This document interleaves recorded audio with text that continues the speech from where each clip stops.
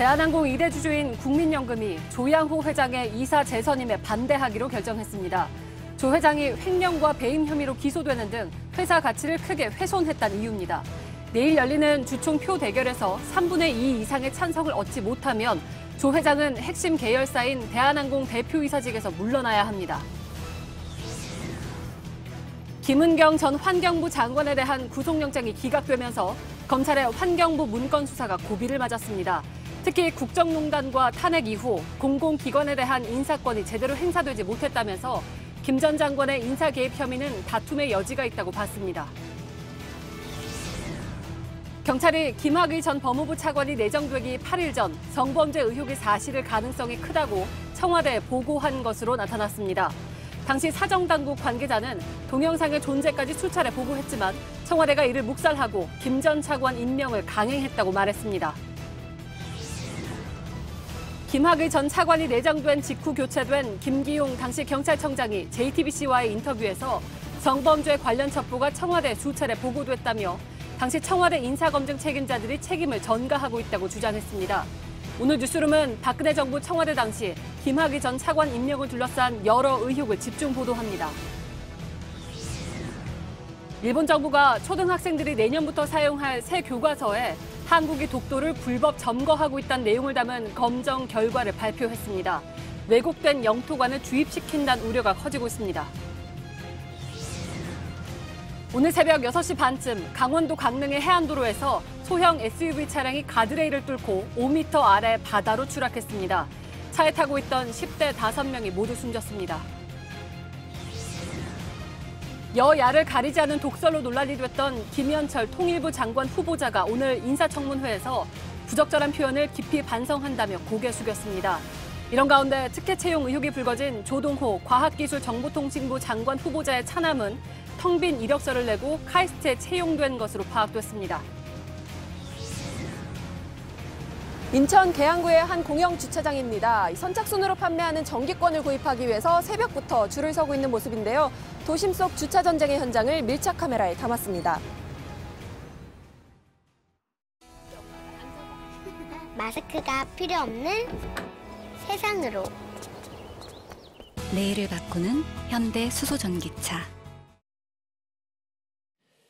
예, 시청자 여러분, JTBC 뉴스룸을 시작하겠습니다. 오늘 뉴스룸 첫 소식은 방금 들어온 급한 소식부터 전해드려야 될 것 같습니다.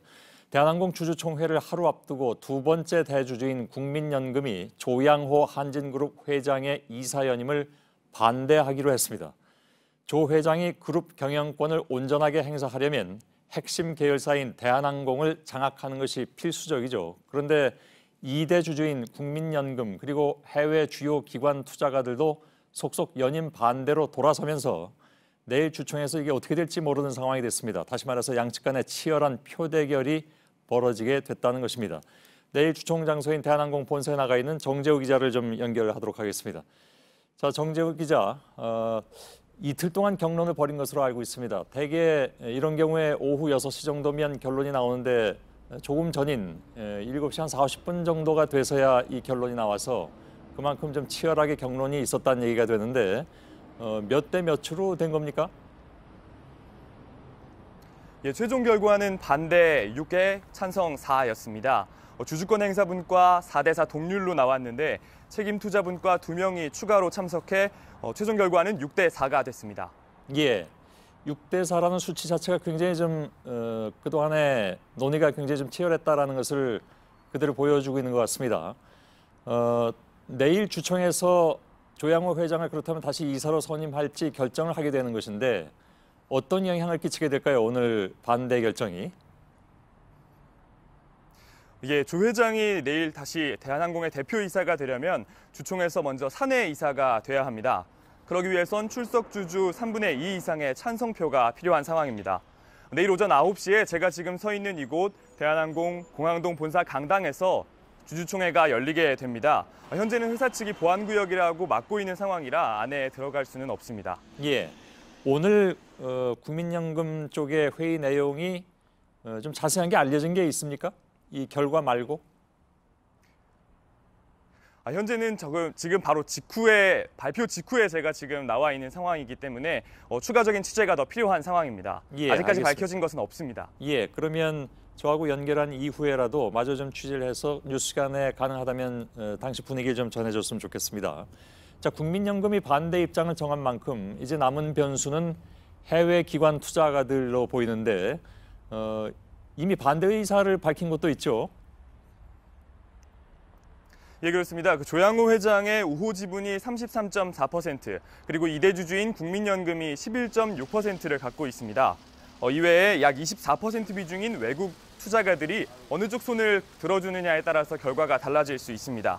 캐나다 연금이나 플로리다 연금 등 해외 세계 공적연금은 이미 반대 입장을 밝힌 상황인데요. 앞서 세계 최대 의결권 자문사인 ISS가 반대 권고를 했기 때문인 것으로 분석됩니다. 이외에도 골드만삭스나 블랙록 같은 다른 기관 투자가들이 이런 상황을 충분히 고려할 것으로 보입니다. 예, 외국 기관 투자가들이 반대하는 이유는 구체적으로 어떤 것들이 나왔습니까? 국민연금이 반대하는 이유와 비슷합니다. 조 회장은 대한항공에 대한 횡령, 배임, 사기 등의 혐의로 재판을 받고 있는데요. 이런 상황에서 또 대한항공 이사가 되면 제 역할을 하기가 어려울 뿐만 아니라 기업 가치와 평판도 떨어뜨린다는 겁니다. 예, 시민단체들에서도 지금 반대 운동을 하고 있는 상황이죠. 예, 민변과 참여연대 등 시민단체들이 소액주주들의 위임장을 받는 운동을 하고 있습니다. 내일 오전 7시 반에 이곳에서 얼마나 많은 소액주주들이 참여했는지, 그리고 조 회장 재선임에 반대하는 입장을 발표할 예정입니다. 대한항공 측도 회사 주식이 있는 직원에게 위임해달라고 해서 논란이 일기도 했는데요. 그만큼 팽팽한 표대결이 예상됩니다. 예, 양쪽이 다 위임장 운동을 했을 정도로 이렇게 좀 치열하게 맞붙어 있는 상황인데 혹시 내일 그 결과에 대해서 예상하는 내용들도 혹시 나온 게 있습니까? 국민연금이 반대 입장을 밝힌 만큼 반대로 돌아설 가능성이 높다고 볼 수는 있습니다. 하지만 아직까지는 쉽게 예단하기는 어려운 상황입니다. 좀 조심스럽겠죠, 예측하기에는. 만일 내일 조 회장이 표대결에서 진다면, 그래서 재선임에 실패한다면 그 다음엔 어떻게 되는 겁니까? 이제 어찌 보면 이제 주주들 손에 의해서 총수가 물러나게 되는 상황이 발생할 수도 있는 건데 완전히 대한항공에는 어떠한 힘도 쓸 수 없는 것인가? 아니면 뭐 유예 기간이 있는 것인가? 정확하게 혹시 나온 게 있는지요? 물론 조 회장이 지더라도 법률상 사내 이사에선 물러나고 명목상의 회장 직함을 유지할 수는 있습니다. 하지만 이 경우에 여론이 크게 악화될 것으로 예상이 돼서요. 쉽게 선택하기는 어려워 보입니다. 결국 표결에서 질 경우에는 대기업 총수가 사회적 무리를 일으켰다고 해서 주주 손에 물러나게 되는 첫 번째 사례가 될 수 있습니다. 또 국민연금이 스튜어드십 코드, 적극적인 주주권 행사를 통해서 영향력을 발휘한 또 첫 번째 사례가 될 수도 있을 것입니다.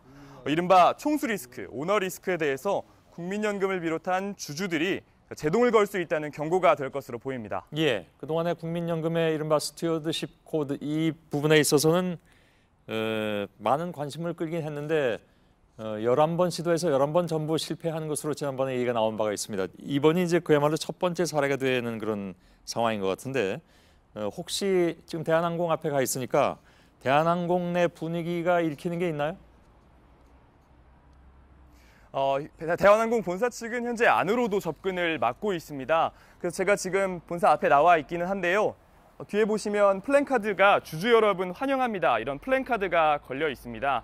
그렇다고 하지만 찬성이든 반대든 조양호 회장의 거취에 대해서 예단하기는 어려운 상황입니다. 예, 알겠습니다. 마저 좀 더 나오는 얘기들을 취재해 주길 바라겠습니다. 정재우 기자가 전해드렸습니다. 자, 그런가 하면 또 다른 항공사 아시아나항공은 회계장부를 제대로 작성하지 않았다가 곤욕을 치르고 있죠. 결국 장부를 급히 고쳐서 감사를 통과했지만 오늘 주가가 15%나 급락했습니다. 이현 기자입니다. 이틀간 중단됐던 거래가 재개되자마자 아시아나항공 주가는 급락세를 탔습니다. 하루 종일 팔려는 투자자들이 몰리면서 주가는 15% 가까이 내린 채 마감했습니다. 모기업인 금호산업 주가는 26% 가까이 내렸습니다. 아시아나항공은 재감사를 받은 뒤 오늘 적정 의견을 받은 감사보고서를 내놨습니다. 회계법인의 지적대로 충당금 부채를 더 잡고 에어부산 등 자회사 가치도 다시 평가했습니다. 그러자 영업이익이 줄고 당기손익에서도 적자폭이 크게 늘었습니다. 부채도 1,400억 원 정도 늘었습니다. 투자에 주의하라는 의미로 아시아나항공을 관리 종목으로 지정했던 한국거래소는 내일 이를 풀어주기로 했습니다. 하지만 신용등급이 내려갈 가능성까지 언급된 터라 당장 투자자들의 불안이 가시긴 어려워 보입니다. 이와 관련해 최종구 금융위원장은 어제 회사와 대주주가 시장이 신뢰할 만한 성의 있는 조치를 마련해야 한다고 강조했습니다. 시장에선 대주주가 추가로 자본을 대거나 회사 자산을 파는 방안 등을 촉구한 걸로 보고 있습니다. JTBC 이현입니다. 최순실 일파의 국정농단과 박근혜 대통령 탄핵에 따른 공공기관의 기강회의가 있었다. 또 공공기관 후보자를 내정하면서 협의하는 관행이 있던 만큼 이를 위법하다고 인식했을 가능성이 다소 희박하다. 법원이 환경부 산하 기관 인사와 관련한 김은경 전 장관의 영장을 기각하면서 480여자에 걸쳐서 이례적으로 이렇게 사유를 밝혔습니다. 탄핵 직후의 공공기관 상황으로 볼 때 인사 개입 혐의는 다툼의 여지가 있다는 것입니다. 영장을 청구했던 검찰은 당혹감 속에서 기각된 이유를 분석하고 있습니다. 석 달 만에 처음 청구한 영장이 기각되면서 수사 동력이 떨어졌다는 분석이 나오는 가운데 검찰이 어떤 행보를 취할지가 주목됩니다. 먼저 홍지용 기자입니다. 재판부는 기각 사유의 첫머리에서 국정농단 사건을 언급했습니다. 당시 대통령 탄핵으로 공공기관에 대한 인사와 감찰권이 적절하게 행사되지 못했다는 겁니다. 그 결과로 방만한 경영과 기강회의가 있었다고 판단했습니다. 이런 상황에서 김은경 전 환경부 장관이 공공기관 정상화를 위해 인사 동향을 파악하거나 감사권을 발동해 비위 사실을 적발했을 수 있다고 본 겁니다. 산하기관 임원 채용에 부당하게 관여했다는 혐의에 대해선 오랜 관행을 얘기했습니다. 청와대나 관련 부처 공무원들이 오래전부터 공공기관 임원 추천 과정에서 후보자를 협의하거나 내정하던 관행이 있었다고 본 겁니다. 그래서 김 전 장관이 당시 채용 과정이 위법하다고 인식했을 가능성이 작다고 판단했습니다. 또 객관적 물증도 상당 부분 확보돼 구속할 이유가 없다고 했습니다. 이처럼 재판부가 밝힌 기각 사유는 480자가 넘습니다.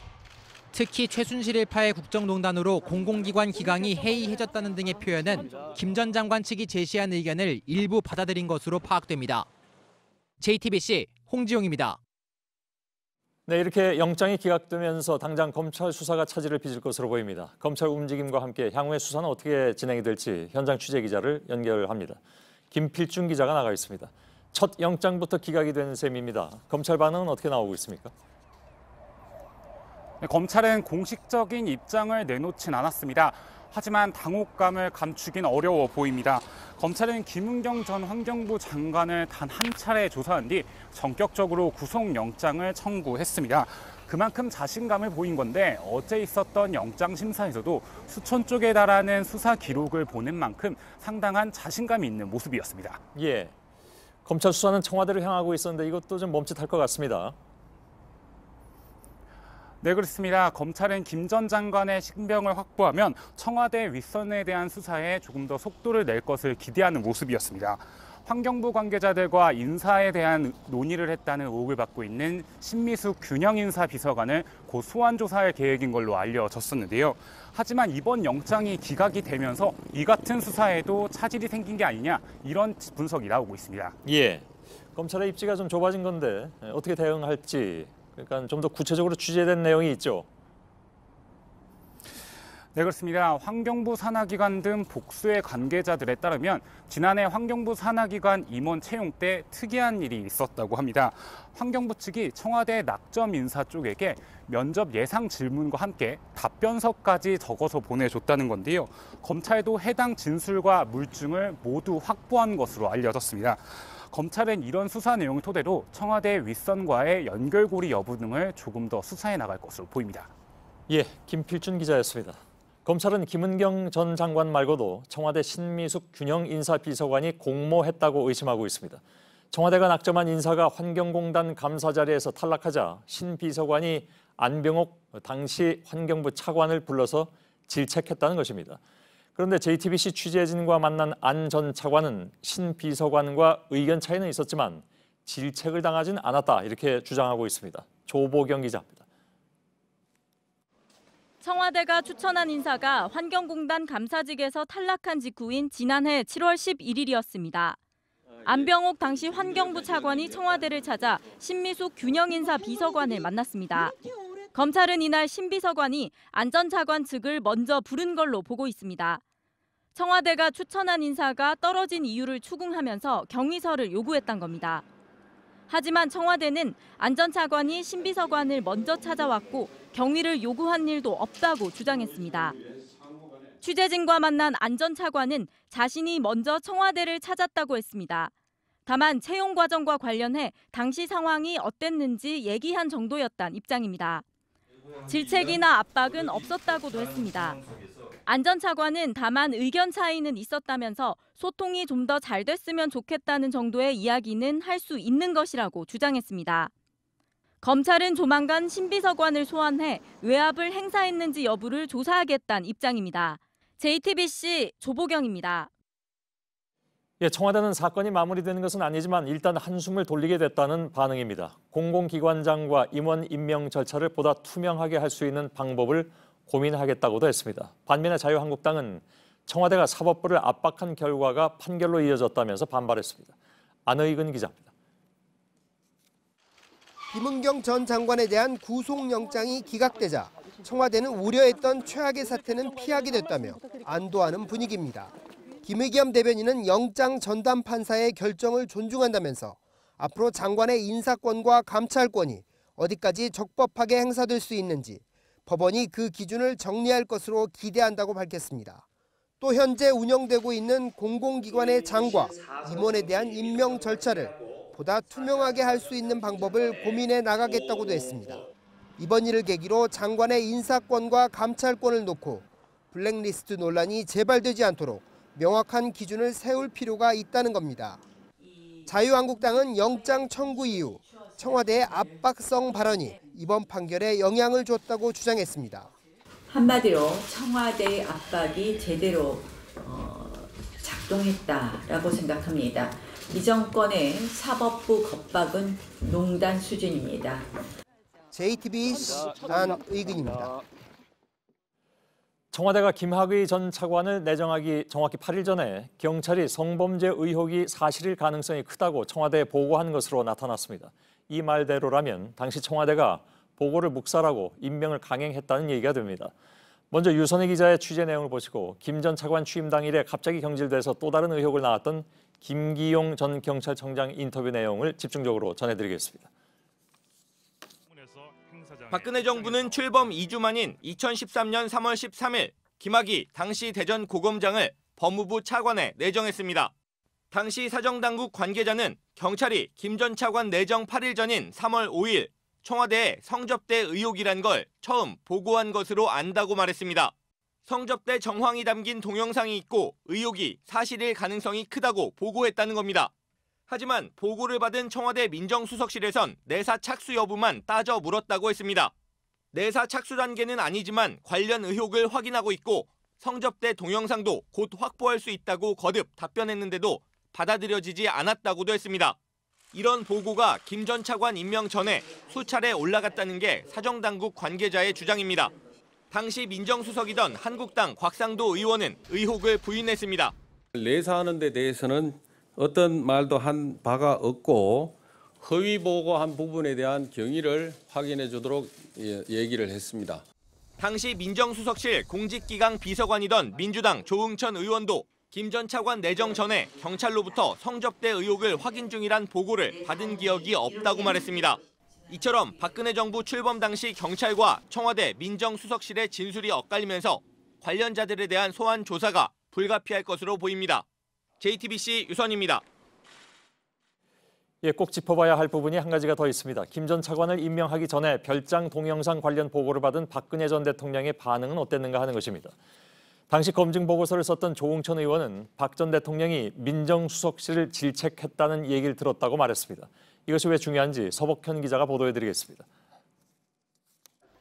박근혜 정부 청와대는 초대 차관들을 발표하면서 심의를 거쳤다고 했습니다. 인사위원회에 준한 심의 절차를 거쳐 오늘 발표하게 되었습니다. 법무부 차관 김학의. 심의를 위한 김 전 차관의 검증 보고서는 청와대 공직기강 비서관이던 조응천 의원이 썼습니다. 조 의원은 성 관련 동영상에 대한 소문과 함께 사실이라면 문제가 된다는 내용을 넣었다고 말했습니다. 그런데 돌아온 건 박근혜 전 대통령이 질책했다는 얘기였다고 했습니다. 본인은 아니라고 하는데 왜 민정수석실에서 음해하느냐고 박 전 대통령이 질책했다는 걸 청와대 안에서 들었다는 겁니다. 사실이라면 박 전 대통령이 청와대 내부에 김 전 차관을 감싸주겠다는 메시지를 보낸 게 됩니다. 당시 박 전 대통령의 반응은 민정수석이었던 곽상도 의원과 이중희 전 민정비서관의 수사 외압 의혹을 밝히는데도 중요한 단서가 될 수 있습니다. 외압을 넣었다면 그 이유, 또 윗선의 지시가 있었는지와도 연결되기 때문입니다. 현재 곽 의원과 이 전 비서관은 외압 의혹을 전면 부인하고 있습니다. JTBC 서복현입니다. 예, 지금부터는 말씀드린 대로 김기용 전 경찰청장의 인터뷰 내용을 최대한 가감없이 전해드리겠습니다. 김학의 전 법무부 차관이 취임하던 날, 그러니까 2013년 3월 15일에 김기용 전 경찰청장은 스스로 물러난 것으로 돼 있습니다. 사퇴 하루 이틀 전까지만 해도 김 청장의 임기는 보장될 것이라는 것이 당연한 예측이었습니다. 그러던 그가 임기를 절반도 채우지 못하고 갑자기 물러나면서 여러 가지 추측이 나온 바가 있습니다. 김 전 청장은 오늘 JTBC와의 인터뷰에서 당시 사퇴 배경을 구체적으로 설명했습니다. 그는 또 김학의 전 차관의 성범죄 의혹이 김 전 차관 임명 전에 청와대에 수차례 보고가 올라갔다면서 당시에 청와대 민정수석실 관계자들이 인사검증 실패의 책임을 경찰에게 묻는 것은 비겁하다고 밝혔습니다. 강희연 기자의 보도입니다. 김기용 전 경찰청장은 김학의 전 차관 임명 전 이른바 성범죄 의혹 첩보가 청와대에 여러 차례 전달됐다고 밝혔습니다. 임명 전에 보고가 된 건 확실해요. 임명하면서는 이제 경찰을 보거나 뭐 국정원 정보나 이런 거 취업해가 자기들이 판단해서 이게 임명할 만하다고 생각해서 임명해놓고는 또 문제가 더 커지니까 경찰에서 뭐 보고를 안 했니 그래가지고 그 책임을 결국 경찰에 떠넘긴 비겁한 거죠. 그건 그 임명 전에 그런 동영상이 시중에 돌아다니고 있다. 그리고 그 동영상의 내용의 인물이 김학의 전 차관으로 보인다. 이 정도는 당연히 보고가 됐을 거예요. 이런 비위 정보를 알고도 김 전 차관을 임명한 건 청와대의 판단이라는 겁니다. 정보를 제공하는 거예요. 그 검증이라는 거는 이런저런 정보를 제공하는 것이고 그 보고를 했는데 그 판단은 자기들이 해야 되는 몫이에요. 정보가 있는데 거기에 대해서 임명할 건지 말 건지는 자기들이. 당시 청와대 민정수석이었던 곽상도 자유한국당 의원은 오늘 기자회견을 열고 당시 경찰이 김 전 차관의 내사 혹은 수사에 대해 어떠한 말도 청와대에 하지 않았다며 허위 보고를 한 것이라고 주장했습니다. 김 전 청장은 이 부분에 대해서도 반박했습니다. 동영상을 입수해서 내사에 착수하면 그런 거는 청와대 보고할 사안이 아니에요. 어떻게 보면 청와대에서 권한 밖의 일이에요. 수사를 하든지 말든지 그건 상관없어요. 경찰에서 저 정보라인에서 사전에 이런 동영상이 있고 그 나오는 인물이 김학의로 추정된다. 이 정도 보고면 그 임명권자한테 경찰로서는 충분히 그 검증에 관련되는 정보를 시중에 돌아다니는 정보를 갖다가 입수해서 보고한 것이고. 논점을 흐리면서 경찰에 책임을 떠넘긴다는 겁니다. 경찰에서 정보 라인을 통해서 이렇게 검증을 할 때 그런 거에 대해서 아예 이런 김학의 차관 후보자가 이런 문제가 있다라고 보고를 했으면 그걸로 경찰은 몫을 다 한 거예요. 그다음에 그걸 수사하는 라인에서 수사를 했느냐 안 했느냐 내사 중이냐 아니냐 그거는 별개의 문제라고. 별개의 문제를 가지고 지금 논점을 흐리는 거예요. 뭐 어떤 압력에 의해서 임명을 해놓고 더 큰 문제가 발생하니까 그걸 경찰에다가 책임을 떠넘겨가지고 경찰에 뭐 있는 수사 라인을 또 뭐 문책을 하니 이렇게 언론에 나던데 그거는 정말 비겁한 거죠. 경찰관들한테 그 책임을 뒤집어 씌우냐고요. JTBC 강희연입니다.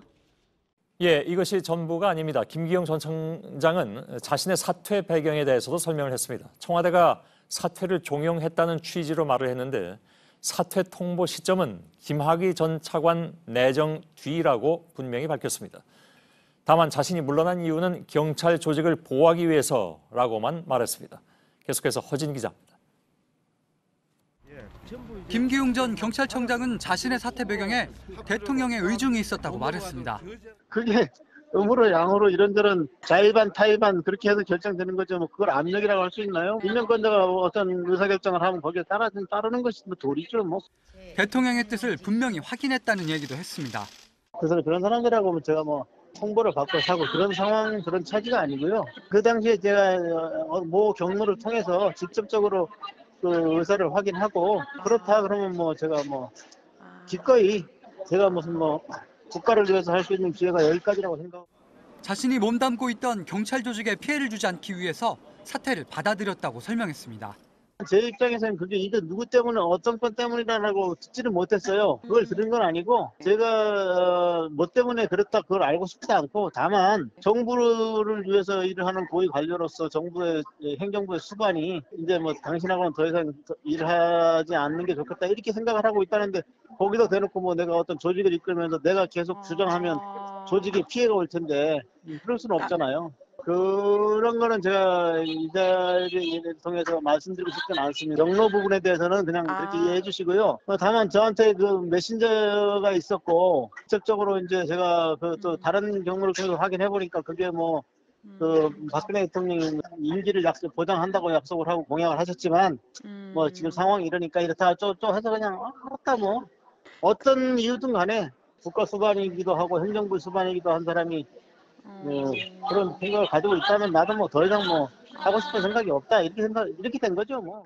김 전 청장은 사퇴 통보를 받은 시점도 기억하고 있었습니다. 2013년 3월 13일 김학의 전 차관의 내정 발표 이후라고 했습니다. 뭐 그 부분은 뭐 확인해 드릴 수 있겠습니다. 그건 그 사이는 맞아요. JTBC 호진입니다.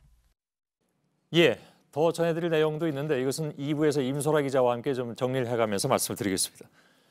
일본 문부성은 내년 새학기부터 사용하는 일본 초등학교 교과서에 독도는 일본 땅이라는 내용을 싣도록 했습니다. 이런 내용을 야금야금 싣기 시작한 지가 5년이 훨씬 넘었고 이제 2, 3년 뒤면 초, 중, 고 모든 교과서에 실리게 됐습니다. 윤서령 도쿄특파원입니다. 2020년부터 초등학교 5학년 어린이가 사회 시간에 배우는 교과서 내용입니다. 독도는 일본 고유의 영토인데 한국이 불법으로 점령하고 있다고 쓰여 있습니다. 여기에 문부과학성은 일본은 항해를 계속하고 있다는 내용을 추가시켰습니다. 6학년 교과서에 실린 독도 지도는 동도, 서도를 일본식 명칭인 여도, 남도로 바꾸라고도 지적했습니다. 2017년 일본 정부가 확정한 학습 지도 요령과 해설에 따라 이 같은 내용이 의무화된 겁니다. 중고등학교 교과서도 각각 2021년과 2022년부터 적용됩니다. 이날 검정에서 통과한 5, 6학년 사회교과서 6종에 모두 한국이 독도를 불법 점거하고 있다는 내용이 실렸습니다. 불법 점거라는 표현은 5년 전 일부 교과서에만 등장했던 표현입니다. 4학년 교과서 3종에도 모두 독도를 다케시마 혹은 일본 영토로 표기했습니다. 러일 전쟁을 아시아인에게 독립에 대한 희망을 주었다고 미화하거나 관동 대지진 대학살의 주체를 명확히 밝히지 않는 등 역사를 왜곡한 기술도 다수 있었습니다. 이로써 일본 학생들은 초등학교에서부터 고등학교까지 왜곡된 역사관과 영토관을 배우게 됩니다. 초등학생들에게까지 그릇된 역사인식에 기반한 잘못된 영토관념을 주입함으로써 한일 양국의 미래지향적 관계 발전에 부정적 영향을. 외교부는 나가미네 야스마사 주한 일본 대사를 초치해 항의했습니다. 도쿄에서 JTBC 윤서령입니다. 예, 짧은 소식입니다. 스가 요시히데 일본 관방장관은 정례 기자회견에서 한국 국립해양조사원의 독도 주변 해양 드론 조사에 대해서 외교 루트 통해서 항의했다 이렇게 밝혔습니다. 스가 장관은 한국의 해양조사는 독도 영유권에 대한 일본의 입장을 비춰볼 때 도저히 받아들일 수 없다 이렇게 주장했습니다. 네, 다음 소식입니다. 오늘 새벽 강원도 강릉의 해안도로에서 SUV 차량이 바다에 빠졌습니다. 차에 5명이 타고 있었는데 모두 숨졌습니다. 얼마 전에 고등학교를 갓 졸업한 사회 초년생들이었습니다. 조승현 기자입니다.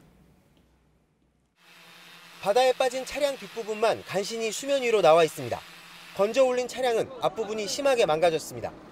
오늘 새벽 6시 반쯤 강원도 강릉시 옥계면의 해안도로에서 차량이 바다에 빠져 있는 걸 인근 주민이 발견했습니다. 저도 깜짝 놀라서 넘기다 보니까 차 바퀴가 하늘을 보고 2개가 보이더라고요. 바다와 가까운 차로를 따라 달리던 차량은 이곳 왼쪽으로 크게 굽은 지점에서 그대로 직진해 가드레일을 들이받고 약 5m 아래 바다로 추락했습니다. 브레이크를 밟지도 못한 듯 사고 현장엔 타이어 자국이 거의 남지 않았습니다.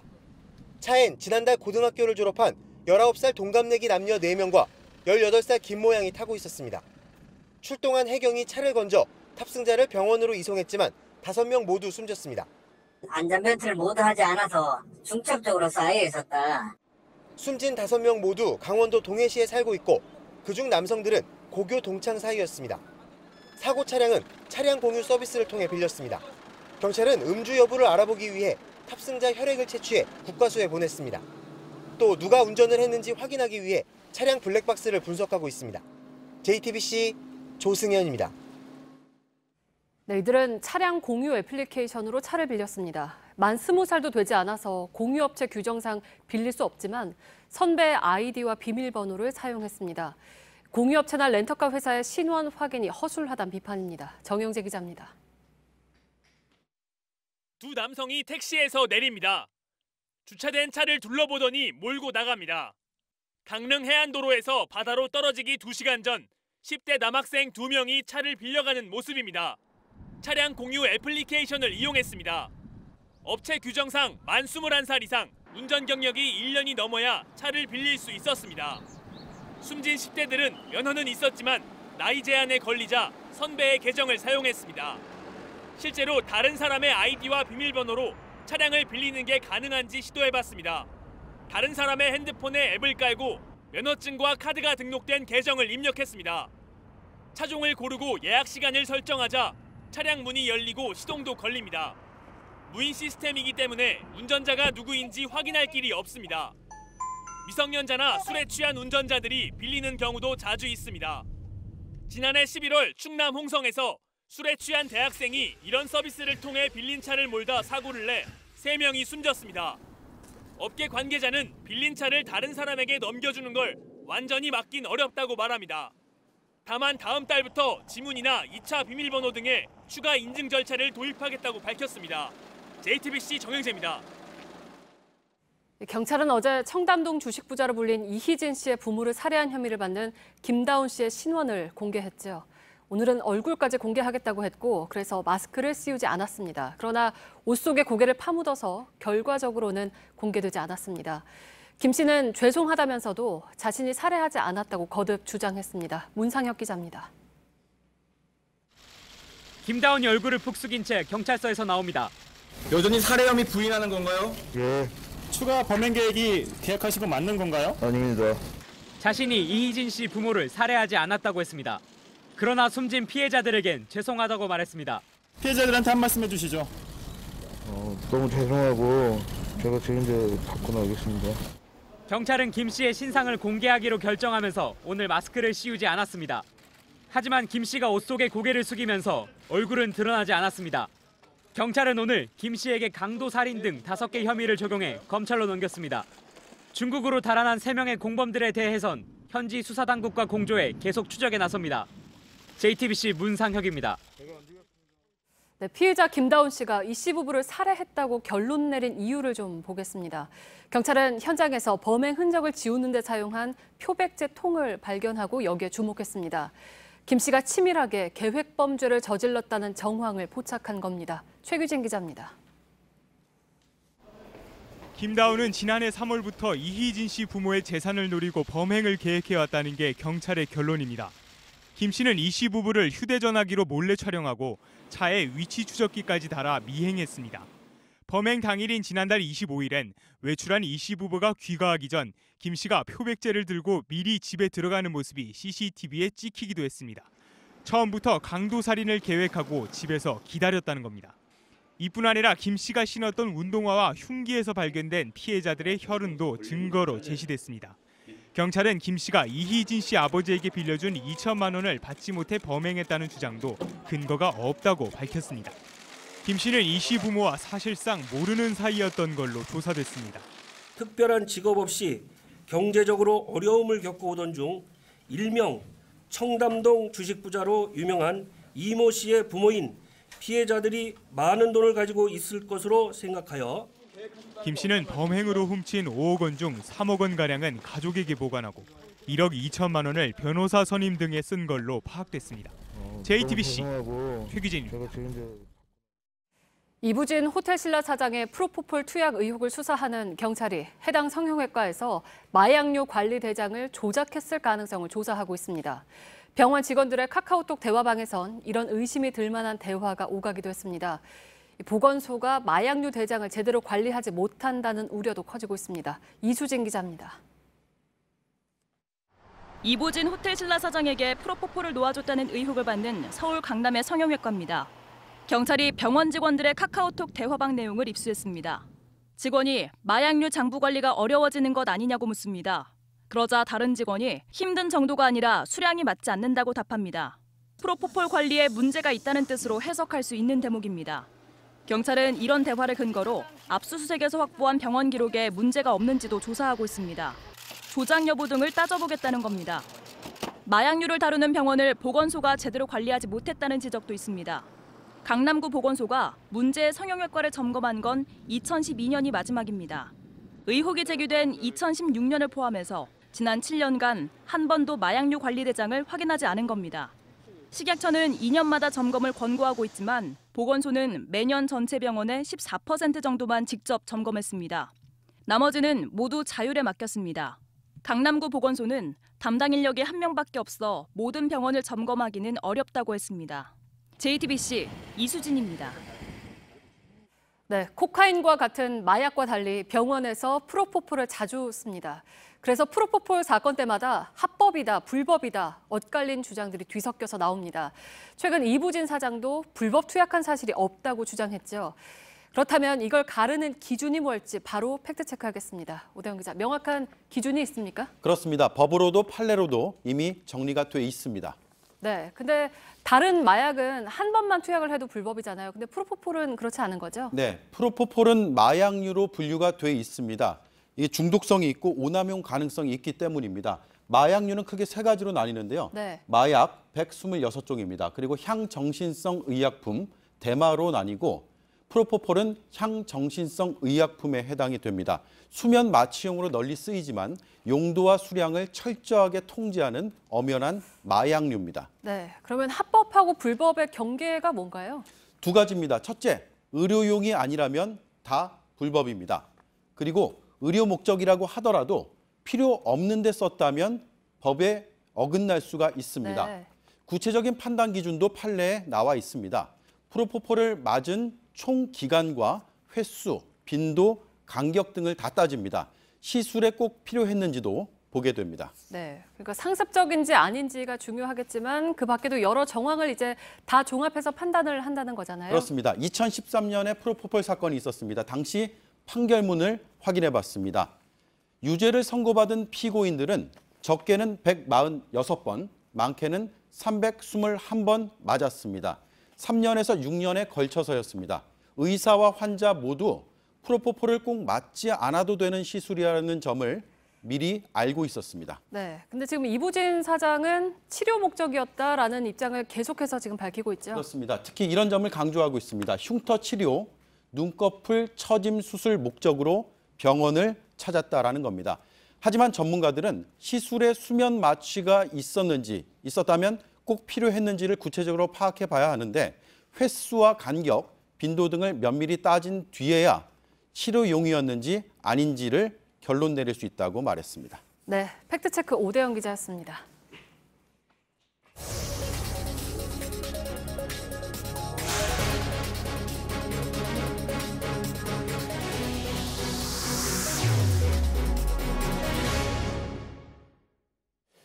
오늘 국회에서는 장관 후보자 3명에 대한 인사청문회가 열리고 있습니다. 관심은 역시 김현철 통일부 장관 후보자에게 집중됐습니다.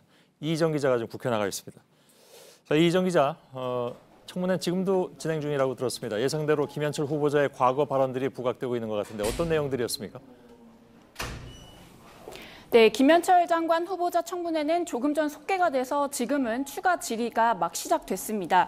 말씀하신 것처럼 오늘은 청문회가 시작하자마자 이 김 후보자가 과거에 했던 발언들이 문제가 되면서 질책이 쏟아졌습니다. 이 SNS나 기고문 등에 이 북한에 편향된 내용을 쓰거나 또 정치인을 비꼰 글들을 올린 게 문제가 된 건데요. 이 야당 의원들은 이런 것들이 자격 미달이라면서 자진 사퇴를 요구하기도 했습니다. 직접 들어보시죠. 박광재 피살 사건을 통과 의뢰를 하고 오이사 조치에 대해서 바보 같은 제재를 하고 남한의 NLL 고수가 철회되어야 한다고 사드 배치 때 나라가 망하는구나 이런 발언을 보고 근데 이 정제되지 않은 언행들 비록 사과는 했어도 그 말이 어디로 가지는 않을 것입니다. 네, 깊이 반성하고 있습니다. 네, 김 후보자는 앞으로 언행에 좀 더 신경 쓰겠다라면서 고개를 숙였습니다. 예, 부동산 관련 의혹도 있죠. 후보자는 뭐라고 얘기를 했습니까? 네, 차명계좌 의혹 그리고 다운계약서 작성 의혹 이 두 가지입니다. 김 후보자는 다운계약서를 쓴 사실을 인정하고 꼼꼼하지 못했다라면서 역시 사과했습니다. 다만 해당 거래들이 부동산 실거래가 신고제가 도입된 2006년 전의 일이라 위법이 아니라는 취지로 설명을 했는데요. 야당은 이 역시 도덕성에 문제가 있다고 꼬집었습니다. 예, 해양수산부 또 문화체육부 장관 청문회도 물론 있었습니다. 두 후보들은 어떤 게 쟁점이었습니까? 네, 먼저 문성혁 해수부 장관 후보자의 경우에는 장남의 특혜 채용 의혹 그리고 위장 전입 의혹이 도마 위에 올랐습니다. 장남이 다른 지원자보다도 낮은 점수의 영어 성적표를 냈는데 한국 성급에 결국 합격을 했고 이게 결국에 특혜 의혹이라는 겁니다. 하지만 문 후보자는 이런 사실을 전혀 몰랐다고 해명을 했고요. 또 박양우 문체부 장관 후보자의 경우에는 CJ 사회이사로 재직한 것을 두고 이후에 이해 충돌 논란이 있을 것이다 이런 지적이 나왔습니다. 예, 여기까지 듣겠습니다. 이희정 기자가 국회에서 전해드렸습니다. 그동안에 조동호 과학기술정보통신부 장관 후보자의 두 아들이 조 후보자 관련 업체나 학교에 채용되는 과정에 특혜가 있었다는 주장이 이어졌습니다. 조 후보자는 이를 전면 부인해왔습니다. 그런데 JTBC가 차남의 이력서를 입수해서 확인해봤더니 학교 이름과 영어 성적 외에는 아무것도 기입돼 있지 않았습니다. 특혜 논란이 커질 것으로 보입니다. 정정문 기자입니다. 조동호 과학기술정보통신부 장관 후보자 차남이 2013년 카이스트에 제출한 이력서입니다. 경력, 학위 논문 등은 비어있고 자격 면허란에 토플 성적만 덩그러니 써 있습니다. 조 후보자 차남은 이런 이력서를 내고도 카이스트 IT 융합연구소에 채용됐습니다. 연구 보조나 행정 업무를 하는 위촉 기능원 자리입니다. 2013년 7월부터 6개월간 일하며 매달 120만 원씩 총 700만 원을 받았습니다. 야당은 공고를 따로 내지 않아 아름아름 지원자를 받는 데다 부실한 이력서를 내고도 채용된 건 당시 카이스트에 재직하던 조 후보자의 배경 없이는 불가능하다고 주장하고 있습니다. 아버지 배경 없이는 불가능한 특혜 채용입니다. 인사청문회에서 두 아들에 관한 의혹을 집중적으로 파헤치겠습니다. 카이스트 측은 영어 번역과 자료 조사를 하는 연구 보조 인력을 채용한 것이라면서 조 후보자와는 관련이 없다고 해명했습니다.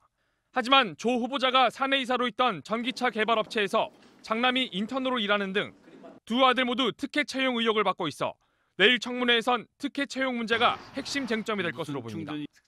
JTBC 정종문입니다. 예, 2주 전에 진행된 최선희 북한 외무성 부상의 기자회견 가운데 일부가 추가로 공개됐는데 좀 눈여겨볼 대목들이 있습니다. 트럼프 미 대통령은 나중에 제재를 다시 하더라도 일단 일부 제재를 풀어서 협상을 성사시키려 했다는 내용이 담겼습니다. 그런 트럼프 대통령을 가로막은 것은 폼페이오 장관과 볼턴 보좌관이라는 설명도 덧붙였습니다. 신진 기자입니다. 북한 최선희 외무성 부상은 지난 15일 기자들과 만나 트럼프 대통령이 회담 당시 스냅백 조항을 제안했다고 밝힌 것으로 뒤늦게 알려졌습니다. 스냅백 조항이란 제재를 해제했다가 위반 행위가 있을 때 다시 제재하는 걸 말합니다. 트럼프 대통령은 합의문에 이 내용을 포함시키자고 했지만 폼페이오 장관과 볼턴 보좌관이 막았다는 겁니다. 최근 미국 정부 관계자들을 만난 외교 소식통은 당시 트럼프 대통령은 영변 핵시설을 폐기하겠다는 북한의 제안을 받아들이고 제재를 완화할 의향이 있었다고 전했습니다. 하지만 폼페이오 장관과 볼턴 보좌관은 스냅백이 안전장치가 될 수 없다고 강조했다는 겁니다. 제재를 조금이라도 완화하면 앞으로의 협상 동력을 잃는다고 트럼프 대통령을 설득한 것으로 알려졌습니다. 북미 대화가 재개된다면 스냅백 조항과 관련해 본격적인 논의가 이뤄질 수 있을 거라는 게 전문가들의 관측입니다. JTBC 신진입니다. 역사적인 제2차 조미순의 상봉과 회담이 위et남 하노이에서 시작됐습니다. 예, 좀 놀라셨을지도 모르겠습니다. 물론 과거 뉴스 장면입니다. 그래픽 화면 배경에 한복을 입은 아나운서, 우리가 익히 아는 북한 텔레비전 뉴스의 장면이죠. 변화가 그런데 감지되고 있습니다. 드론으로 촬영을 하고 3D 그래픽을 입힌 화면은 과거 북한 뉴스와는 확실히 좀 달라 보입니다. 김소현 기자입니다. 현대화, 국산화, 질 제고의 기치 높이. 보도국 부조종실을 배경으로 양복 차림의 아나운서가 뉴스를 전합니다. 공장 컨베이어 벨트 화면에 주요 내용을 3차원 그래픽으로 입혔습니다. 유연한 카메라 움직임을 만드는 스테디캠과 높은 곳에서 부감을 찍는 헬리캠도 동원됐습니다. 손님들로 붐비는 평양백화점은 느리게 촬영해 빠르게 보여주는 타임랩스 기법으로 찍었습니다. 지난 주말 5분 정도 방영된 새로운 형식의 뉴스는 아직 시험 단계로 보입니다. 일부 프로그램에선 방송 중 속보가 들어온 것처럼 연출하고 진행자 뒤론 고화질의 스크린을 선보였습니다.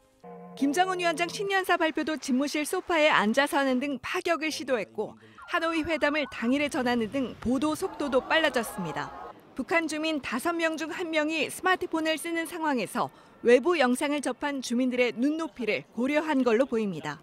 JTBC 김소현입니다. 어젯밤 부산의 한 대학가 커피숍에서 20대 남성이 갑자기 흉기를 휘둘렀습니다. 이 묻지마 흉기 난동으로 대학생 1명이 찔려 크게 다쳤습니다. 범인은 사람들이 자신을 비웃고 무시하는 것 같아서 누구든 찌르고 싶었다고 말했습니다. 배승주 기자입니다. 커피숍에서 손님들이 황급히 빠져나옵니다. 도망치듯 뛰어가면서도 불안한 듯 연신 뒤를 돌아봅니다. 어젯밤 9시 20분쯤 부산 사상구 동서대학교 인근 커피숍에서 21살 이모 씨가 갑자기 흉기를 꺼내 휘둘렀습니다. 옆에서 책을 보고 있던 20살 대학생이 이 흉기에 옆구리를 찔렸습니다. 곧바로 도망친 피해자는 병원에서 수술을 받아 생명에는 지장이 없는 상태입니다. 두 사람은 전혀 알지 못하는 사이였습니다. 이들도 다 나와가지고 소리 지르신 분도 있었고. 흉기 난동이 벌어진 건물입니다. 바로 옆에 경찰 치안센터가 있는데도 이 씨는 대담하게 범행을 저질렀습니다. 출동한 경찰은 흉기를 들고 있는 이 씨를 현장에서 체포했습니다. 정신병을 앓고 있는 이 씨는 누구든 찌르고 싶었다고 경찰 조사에서 진술했습니다. 남들이 이제 비웃고 이제 무시한다는 그런 그것 때문에 이제 사람을 찌르고 싶다는 이제 감정이 생겼다는 거죠. 인근 마트에서 흉기를 사서 돌아다니다 사람이 꽉 찬 커피숍에 들어갔습니다. 경찰은 이 씨에게 특수상해 혐의로 구속영장을 신청했습니다. JTBC 배승주입니다. 인천의 공장에서 지붕을 수리하던 50대가 12m 아래로 떨어져 숨졌습니다. 경찰은 작업 현장에서 안전조치가 제대로 이루어졌는지 등을 조사하고 있습니다. 이혜원 기자입니다. 구급대원들이 공장 벽과 가스 배관 사이에서 남성을 꺼냅니다. 하나, 둘, 셋. 잡으세요. 눕혀. 응급조치에 나섰지만 피를 많이 흘린 남성은 끝내 숨졌습니다. 그제 오전 인천의 한 공장에서 지붕을 보수하던 외부 수리업체 직원 59살 양모 씨가 12m 아래로 떨어졌습니다. 양 씨는 햇빛이 들어오는 창문을 바꾸기 위해 동료 중 가장 먼저 지붕에 올랐다가 떨어졌습니다. 뒤따라 지붕에 오른 동료가 양 씨가 보이지 않자 주변을 살폈고 바닥에 떨어져 있는 걸 발견해 신고했습니다. 양 씨는 사고 당시 안전모를 쓰고 있었지만 안전 로프는 매지 않은 상태였습니다. 경찰은 전날 이 지역에 눈과 우박이 내려 지붕이 미끄러워 사고에 영향을 줬을 가능성도 살피고 있습니다. 또 공장 관계자들을 불러 안전 조치를 했는지 등도 들여다볼 예정입니다. JTBC 이혜원입니다. 인터넷을 이용한 명예훼손을 더 엄하게 처벌하기로 대법원이 결정했습니다. 최대 3년 9개월의 징역을 선고할 수 있게 했습니다. 강버들 기자입니다. 유튜버 양혜원 씨는 자신을 비방하는 댓글을 단 100명을 지난달 고소했습니다. 인터넷을 통해 명예를 훼손한 혐의입니다. 이처럼 악플을 단 사람들이 오는 7월 이후 재판에 넘겨지면 새로운 처벌 기준을 적용받게 됩니다. 대법원은 인터넷이나 소셜미디어 등을 이용해 허위 사실을 퍼뜨려 명예를 훼손한 경우 일반 명예훼손보다 엄하게 처벌하겠다고 밝혔습니다. 루머나 가짜뉴스 등의 전파가 더 쉽고 피해 회복은 어렵다는 점을 고려한 겁니다. 기본 형량은 6개월에서 1년 4개월입니다. 여러 차례 같은 죄를 지었거나 심각한 피해를 입히면 8개월에서 2년 6개월까지 선고합니다. 형을 가중할 수 있는 이유가 2개 이상이면 최대 3년 9개월까지 선고할 수 있습니다. 반대로 사망한 사람의 명예를 훼손한 경우 등은 형량이 줄어들 수 있습니다. 다만 대법원은 사실을 적시해 명예를 훼손한 경우 처벌에 대한 논란이 있는 만큼 이번엔 따로 징역형 기준을 정하지 않았다고 했습니다. JTBC 강버들입니다. 네, 지금 보시는 건 오늘 아침 서울의 남산타워입니다. 이제는 익숙한 뿌연 모습이죠. 오늘 오전에 전남 지역을 뺀 전국 모든 지역의 초미세먼지 농도가 나쁨 수준으로 올랐습니다. 오후가 되면서 숨통은 트였지만 내일은 다시 전국이 나쁨일 전망입니다. 오늘 동서를 막론하고 농도가 높았던 건 대기 정체 때문이었습니다. 오전 한반도의 풍속은 초당 1m를 채 넘기지 못했고 대기에 갇힌 먼지 농도가 높아진 겁니다. 이렇게 대기가 정체될 땐 국내에서 발생한 미세먼지가 쌓이곤 합니다. 오늘은 이 국내 요인을 더 심화시키는 부산 얘기입니다. 진한 매연을 뿜어내는 화물차 배출가스 단속 현장을 구석찬 기자가 다녀왔습니다. 카메라가 항만을 오가는 화물차를 향합니다. 판독실에선 촬영된 배기가스 농도를 확인합니다. 이렇게 10분에 한 대꼴로 배출 기준을 넘긴 차량이 적발됩니다. 마을버스 차고지도 비상입니다. 우리 정비사도 지금 없는데 좀 봐줘있어. 단속을 하려고 하자 갑자기 태도가 바뀝니다. 업무 집행이 아니라 이거 너무 사업방해 됩니다 지금. 이따가 있으면 내려가야 하고 있어요 지금. 차량 불법 개조도 판치고 있습니다. 배기가스를 줄이기 위해 넣어야 하는 요소 수를 넣지 않도록 고치는 겁니다. 90명 넘게 적발됐습니다. 모두 비용을 아끼려면 어쩔 수 없다는 입장입니다. 그렇죠, 알죠. 지금 이 경기에서는 너무 힘들어요. 매연을 잡기 위한 집중 단속은 2달간 계속되는데요. 제대로 된 단속을 하기도 쉽지 않습니다. 일부 지자체들이 손을 놓고 있기 때문입니다. 직원도 많지 않은 분들은 경험이 없어가지고. 2016년 네이처지는 부산을 세계 10대 초미세먼지 오염 항만으로 꼽았습니다. 곳곳에서 미세먼지 제로를 외치고 있지만 갈 길은 멀어 보입니다. JTBC 구석찬입니다. 불경을 새긴 조선시대 목판이 해외로 반출됐다가 65년 만에 우리 곁으로 돌아왔습니다. 이 문화재를 돌려준 건 6.25 전쟁 직후 강원도에 주둔했던 92살의 미국 퇴역 군인입니다. 이 노병은 평생 죄의식을 느꼈다고 했습니다. 권근영 기자입니다. 6.25 전쟁의 폐허 속에서 그냥 없어진 줄 알았던 한 점의 목판이 65년 만에 제자리를 찾았습니다. 스님은 그 앞에서 두 손을 모읍니다. 설악산 신흥사는 불경을 새긴 목판, 제반문의 일부를 되찾았습니다. 44점 중 전쟁으로 유실돼 현재 14점만 남았습니다. 절에서 수행하는 의식을 기록한 400년 전 목판은 1954년 속초에 주둔했던 미 해병대 중위 리처드 로겔이 가지고 있었습니다. 이제 92살이 된 로겔은 문화재를 돌려주게 된 사연을 전했습니다. 당시 전쟁으로 파괴된 신흥사를 정찰하다 목판을 주었고 여행 가방 맨 밑에 넣은 채 미국으로 돌아갔다고 털어놓았습니다. 한국에서 목판을 가져간 일에 죄의식을 느꼈다는 후회도 내비쳤습니다. 로겔은 이와 함께 당시 속초와 양양 일대를 찍은 필름 279점도 기증했습니다. 꽁꽁한 논바닥에서 아이들은 썰매를 탔고 덩치 큰 미군은 그 썰매에 올라타 봤습니다. 지게꾼들은 제 몸만한 짐을 졌고 장터엔 사람이 모였습니다. 전쟁의 상처를 딛고 일상으로 돌아온 평화, 그리고 소박한 삶이 그 속에 담겨 있습니다. JTBC 권근영입니다. 독일행 비행기를 탔는데 눈 떠보니까 스코틀랜드라면 어떨까요? 이런 황당한 일이 영국에서 일어났습니다. 항공사 측은 실수로 비행 서류에 도착지를 잘못 입력해서 벌어진 일이라고 해명했습니다. 김혜미 기자입니다.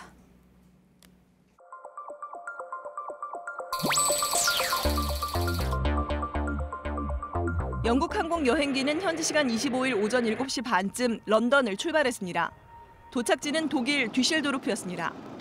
하지만 착륙 전 기내 안내 방송이 흘러나왔습니다. 스코틀랜드 에든버러에 오신 것을 환영합니다. 영국 BBC는 당시 승객들이 기장이 농담을 하는 줄 알았다고 전했습니다. 결국 에든버러에 착륙한 비행기는 다시 원래 목적지인 독일 듀셀도르프로 향했습니다. 돌아가느라 비행 시간은 1시간 20분에서 5시간으로 늘어났습니다. 영국 항공은 조종사가 길을 잃은 건 아니라고 설명했습니다. 운항 계약을 맺은 독일 WDL 항공에서 실수한 것이라고 했습니다. 전날의 마지막 스케줄인 에든버러를 반복해서 비행 서류에 넣었다는 겁니다. 승객들은 상상도 못했던 일이 벌어졌다며 정확한 설명과 보상을 요구하고 있습니다. 영국 항공은 모든 승객들에게 개별적으로 연락해 사과할 것이라고 밝혔고 독일 WDL 항공은 원인을 규명하겠다고 약속했습니다. JTBC 김혜미입니다. 스마트폰으로 동영상 보는 분들 계시죠? 요즘은 영상을 다운받지 않고 인터넷에 접속한 채 바로 보는 스트리밍 서비스가 인기입니다. 미국의 애플이 스트리밍 유료 서비스 시장에 진출하겠다고 했습니다. 넷플릭스라는 강자가 이미 있는 시장이라 쫓고 쫓기는 격전이 예상됩니다. 심재우 뉴욕 특파원입니다. So we partnered with the most thoughtful, accomplished, and award-winning group to create a new service unlike anything that's been done before. 애플 최고 경영자인 팀 쿡의 뒤로 애플 TV 플러스라는 로고가 뜹니다. 동영상 스트리밍 서비스 시장에 애플이 도전장을 내민 것입니다. 이 시장은 넷플릭스에 이어 아마존과 디즈니, AT&T 등 IT 공룡들이 속속 진출한 격전장입니다. 스트리밍 시장은 매년 30% 이상씩 급성장하고 있습니다. 지난해 글로벌 스트리밍 서비스 시장 규모는 426억 달러, 우리 돈 48조 3천억 원입니다. 처음으로 글로벌 박스 오피스 매출을 추월했습니다. 데이터 전송 속도가 빨라지면서 굳이 다운받지 않아도 동영상을 끊김없이 볼 수 있게 된 것이 급속 성장의 배경입니다.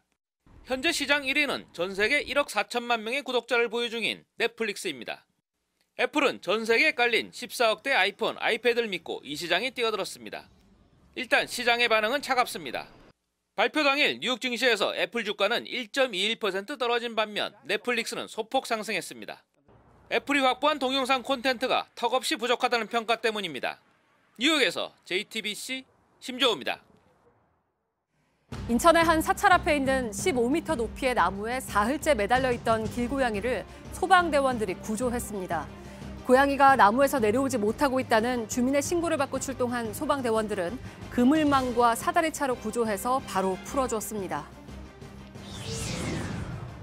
국방부와 과학기술정보통신부가 병사가 일과를 마치고 휴대전화를 쓸 수 있게 되는 다음 달 1일부터 월 3만 원대에 무제한으로 통화할 수 있는 요금제를 확정했다고 밝혔습니다. 입대하기 전에 쓰던 자신의 단말기를 그대로 쓸 경우엔 25% 약정 할인을 받게 돼서 2만 원대에도 이용할 수 있습니다. 다음 달 8일부터 한방치료법인 추나요법이 건강보험을 적용받습니다. 이에 따라 근골격계 질환을 가진 사람이라면 만 원에서 3만 원 정도를 내고 한 해에 20번까지 추나요법을 받을 수 있습니다.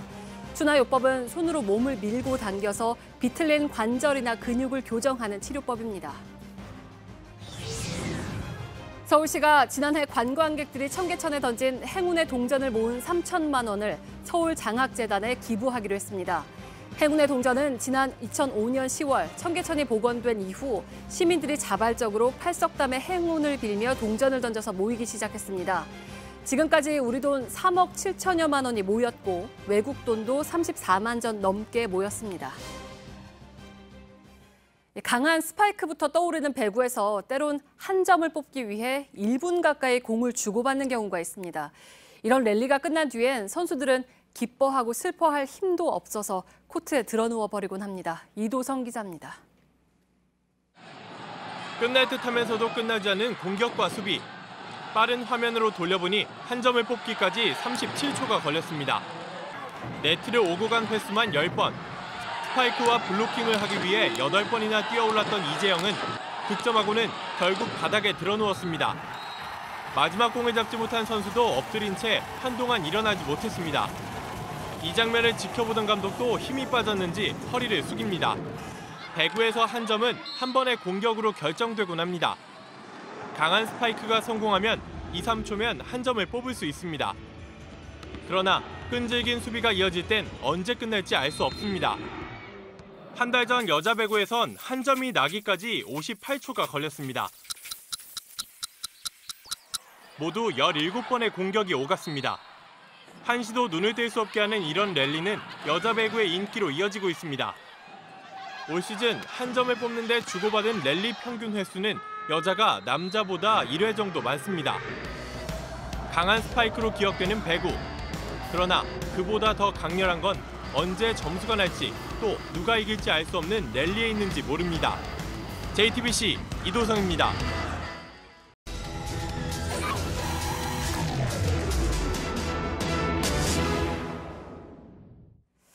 핫팩과 보온병에 휴대용 의자까지 들고 새벽부터 길게 줄 서는 모습. 공영 주차장에 유료 정기 주차권을 사려는 사람들입니다. 그나마 이렇게 줄 서서 주차권 살 수 있는 곳은 나은 편입니다. 길게는 4년을 대기해야 하는 지자체도 있습니다. 도심 속 주차 전쟁의 실태를 밀착카메라 이선화 기자가 취재했습니다. 동이 트기도 전 하나둘 모여든 사람들이 자리를 잡습니다. 담요를 덮기도 하고 신문지를 깔고 앉아 커피를 마시기도 합니다. 날이 밝아오자 줄이 늘어납니다. 지금 시간이 6시 반을 조금 넘었습니다. 제가 나와 있는 곳은 인천 계양구의 한 공영 주차장인데요. 월요일 이른 아침부터 많은 사람들이 보시는 것처럼 줄을 서서 기다리고 있습니다. 5시에 왔어, 여기. 내가 첫 번째 나왔어. 빌라니까는 주차장이 없잖아요. 그러니까 여기를 사용을 해야지. 공영 주차장에 정기권을 구입할 수 있는 건 1년에 4번. 선착순으로 판매하다 보니 일찍 오는 수밖에 없습니다. 직원들이 좀 이제 돌아가면서 일찍 나서 주차를 끊고 있습니다. 사다리나 뭐 가위바위보로 해서 직원 한 명씩 고르는데 지난번에 이어서 2번 연속으로 걸려갔고요. 핫팩은 기본, 곳곳에 휴대용 의자도 등장했습니다. 순위 안에 들지 못할까 부랴부랴 달려오기도 합니다. 아, 오늘 늦잠 자고 이제 막 깜빡 잊으셨어요? 매번 이렇게 일찍 나오세요? 매번. 한 번도 안 잊어버리고. 오늘 깜빡했어요. 근데 전화가 왔더라고. 빨리 나오라 해서 7시에 그냥 뒤에 튀어나왔어요. 이제 못하면 전쟁이죠. 아침 8시를 넘기자 정기권을 구입한 사람들이 가벼운 발걸음으로 주차장을 나옵니다. 2시간 서서 2시간 일반적으로 46번이요. 인증샷을 찍기도 합니다. 오늘 못 끊을 줄 알고 왔는데 56번을 타서 오늘은 행운이에요, 진짜로. 서울의 다른 공영 주차장들도 상황은 비슷합니다. 현재 대기자분이 많으셔가지고 최소유하면서 길면 3, 4년 대기하셔서 이용 가능하세요. 대기하셔도 상관없는데요. 지금 대기자들이 많아서 몇 년 기다리셔야 돼요. 사정이 이런데 주차 공간의 10%가량이 항상 차 있는 곳도 있습니다. 이곳은 한 달에 7만 원을 내고 이용하는 공영 주차장입니다. 평일 낮인데도 보시는 것처럼 차량들이 빼곡히 주차가 되어 있는데요. 그런데 여기 번호판을 보시면 하나, 호 같은 렌터카 번호판이 붙어 있고요. 이쪽에는 아예 번호판이 없는 차량도 있습니다. 시설관리공단에서 렌터카 업체와 계약을 맺고 장기 임대를 해주고 있는 겁니다. 저희가 항상 저희 정기권을 사용하고 계십니다. 아, 업체에서 정기권을 구입해서? 네. 한 자리가 아쉬운 주민들은 불만을 터뜨립니다. 똑같이 그들도 새벽 4시 반에 나와서 공간 할당을 받아가지고 하면 괜찮은데 신규 진입에 대한 제한을 주면서 그 사람들한테 불만을 주는 거예요. 공영 주차장이 아예 없어 갈등을 빚는 곳도 있습니다. 수원 광교 법조타운으로 들어가는 길목입니다. 이처럼 곳곳에는 공영 주차장을 설치하라는 현수막이 붙어 있는데요. 실제로 주차난이 얼마나 심각한지 확인해 보러 가보겠습니다. 정문 앞에 청사로 들어가려는 차량이 늘어서 있습니다. 방문객이 주차할 수 있는 공간은 150대뿐. 지금 만차원이 못 되는 거예요. 아니, 지하 주차장 없어요, 그러면? 지하 주차장 있는데 저희 직원들한테 이제 앞서 들어간 차가 나올 때까지 기다려야 합니다. 같이 왔어요. 같이요? 네, 뒷사람하고 업무 볼 사람하고 네. 다 되니까. 도심과 주택가의 주차 문제는 어제 오늘의 일은 아닙니다. 그렇다고 언제까지 손 놓고 지켜볼 수만은 없겠죠. 실질적인 대책이 마련되기까지 시민들은 도로 위에서 하염없이 기다릴 수밖에 없을 겁니다. 밀착 카메라 이선화입니다.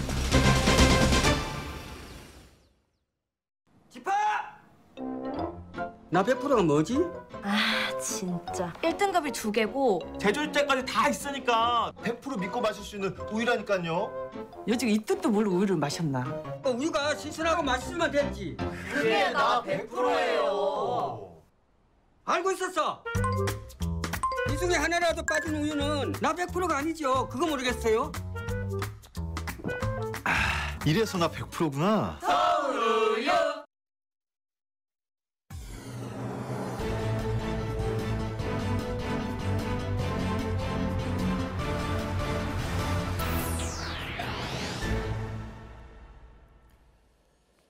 뉴스룸의 앵커 브리핑을 시작하겠습니다.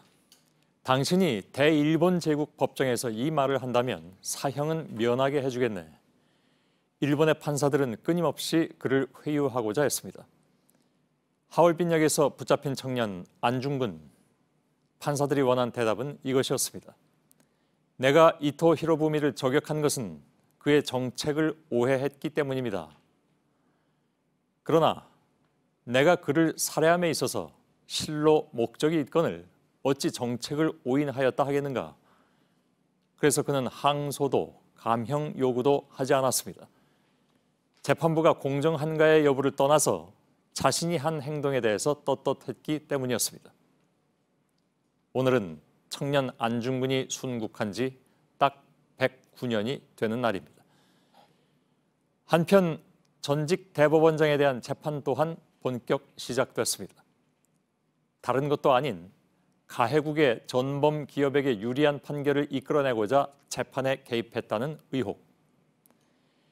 그러나 재판정에 선 그는 풍부한 법 지식과 날카로운 논리를 이용해서 맹렬히 검찰을 몰아붙였습니다.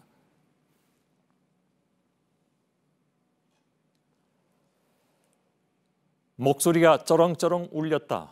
말들 속엔 정의와 진실이라는 단어가 여러 번 들어갔다. 흔히 쓰는 존경하는 재판장님이라는 말은 없었다. 앞으로 재판 과정에서 검찰이 씌운 굴레를 벗겠다는 선전포고였다. 재판정을 지켜본 기자는 그렇게 기록했습니다. 사실 그만큼 법에 해박한 사람은 드물 터이니 변호사가 필요하지 않을 만큼 자신감은 넘쳤을 것입니다. 그는 과연 정의와 진실을 밝혀서 억울한 굴레를 벗어던지게 될까?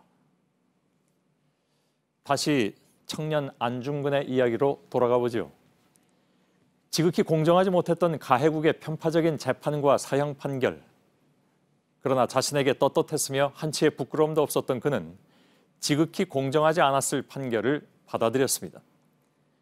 당시 그의 나이 30, 사형을 언도받은 망국의 청년은 오히려 웃음을 지으며 이렇게 말했다고 전해집니다. 더 극심한 형은 없느냐? 오늘의 앵커 브리핑이었습니다.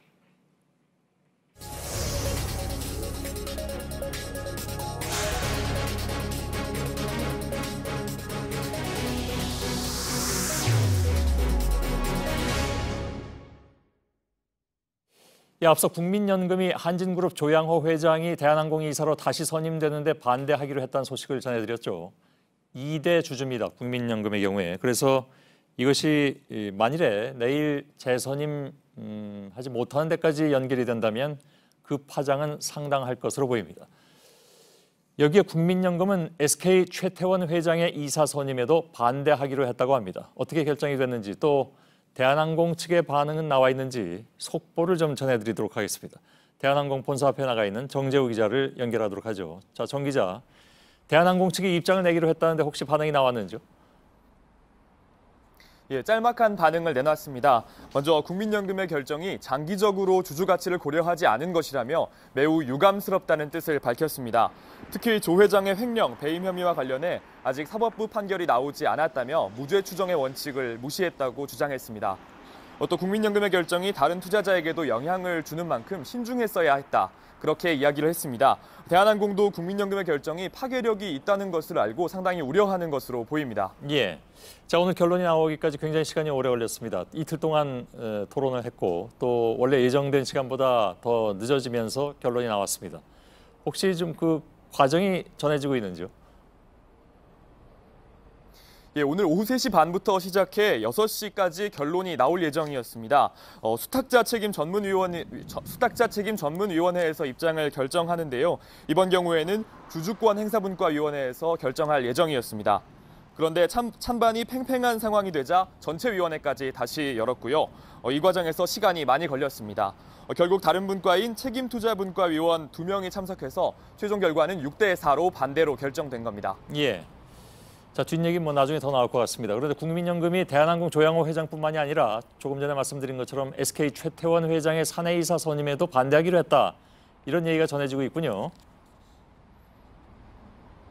예, 그렇습니다. 내일은 SK 지주사의 주주총회도 열리는데요. 최태원 회장을 사내이사로 선임하는 안건도 있습니다. 여기도 국민연금은 반대표를 던지기로 했습니다. 예. 선임에 반대하는 이유는 뭔가요? 예, 조양호 회장의 선임에 반대하는 것과 같은 이유입니다. 주주 가치를 훼손하고 있고 주주권을 침해했다는 건데요. 최 회장은 횡령 혐의로 유죄 판결을 받았다가 광복절 특사로 사면된 적이 있습니다. 예. 그런데 최 회장은 이번에 이사회 의장에서 원래 물러난다는 계획 아니었나요? 최 회장은 사실 이번에 이사회 의장 자리에서 물러나고 염재호 고려대 전 총장을 사회이사로 선임해 의장 자리를 잇게 할 계획이었습니다. 그런데 국민연금은 염 전 총장의 선임도 반대했습니다. 최 회장과 고교 동문이고 SK 장학재단 출신이라 이사회가 독립성을 지키기 어렵다는 이유입니다. 국민연금이 총수 뜻대로 지배 구조를 바꾸는 데에 제동을 걸었다고 할 수 있습니다. 예. 자, 국민연금이 사회적 물의를 일으킨 총수들을 대상으로 적극적으로 주주권을 행사하겠다 이런 뜻으로 볼 수가 있겠군요, 이제는. 예, 국민연금은 올해 처음으로 스튜어드십 코드를 도입했는데요. 집사처럼 주주인 국민들의 권리를 지키겠다 이런 입장입니다. 그런 만큼 물의를 빚은 총수들에 대해서는 반대 입장을 분명히 밝힌 것으로 보입니다. 예, 아무튼 내일 결과에 따라서는 여러 가지로 좀 파장이 예상되는 그런 상황입니다. 정재우 기자가 전해드렸습니다.